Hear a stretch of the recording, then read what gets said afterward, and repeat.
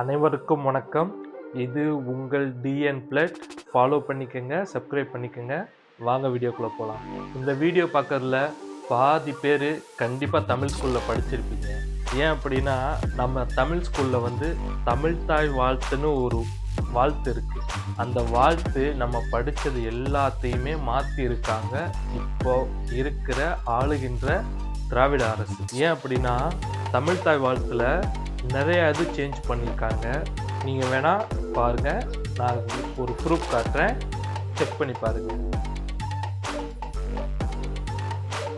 இப்போ ஒரு தமிழ்த்தாய் வாழ்த்து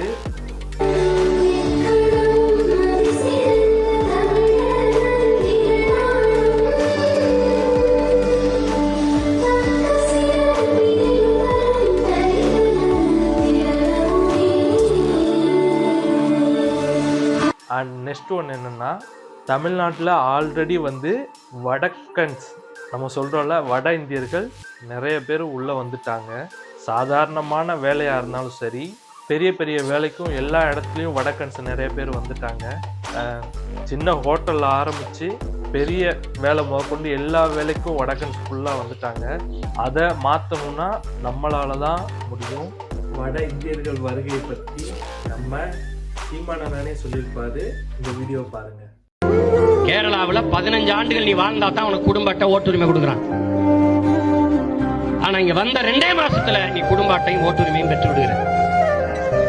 1 கோடி பேர் வட இந்திய வந்தான்னா அவன் தீர்மானிப்பான் உன் நாட்டின் அரசியலை, உன் அதிகாரத்தை, யார் ஆளணுங்கிற அவன் முடிவெடுப்பான். இருக்கிற இந்த தாய் நிலத்தை இழந்துட்டு நீ நாடற்ற நாடோடியாக திரிவாய். உனக்கு ஒண்ணு இருக்கு, இப்பவே ஒண்ணும் இல்ல. இப்போ வருகிற 2026 சட்டமன்ற தேர்தலில் நம்ம நினைச்சா கண்டிப்பா அதை மாற்ற முடியும்.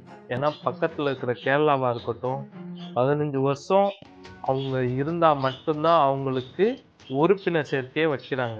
அவங்களுக்கு ரேஷன் கார்டாக இருக்கட்டும், எல்லாமே அங்கே உள்ள அத்தாரிட்டி ப்ரூஃப், அவங்க லேண்ட் வாங்குறதா இருக்கட்டும், எல்லாமே அங்கே 15 வருஷத்துக்கு மேலே ஆனாதான் கொடுக்குறாங்க. ஆனால் தமிழ்நாட்டில் அப்படி கிடையாது. ஒரு 2-3 மாசத்துலேயே அவங்க நினச்சா எல்லாமே வாங்கிட முடியுது ஈஸியாக. அதுக்கு இந்த திராவிட அரசு தான் மெயினாக காரணம். அதை நம்ம தான் மாற்றணும்.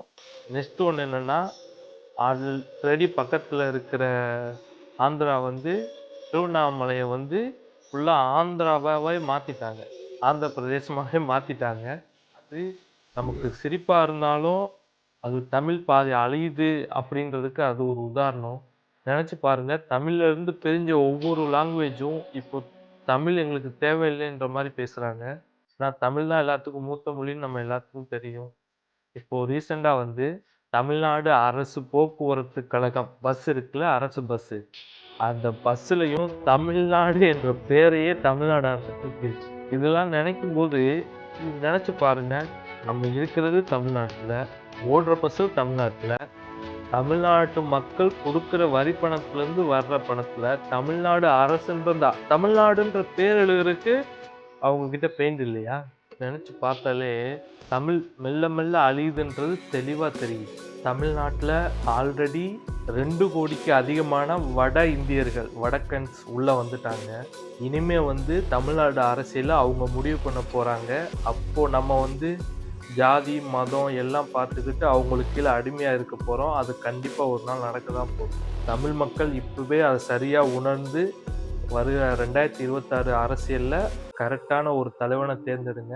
இல்லைன்னா வட இந்தியர்களுக்கும் ஆந்திராக்காரவங்களுக்கும் நம்ம கடைசி வரைக்கும் அடிமையாக தான் இருக்க போகிறோம். அதில் எந்த மாற்றமும் இல்லை.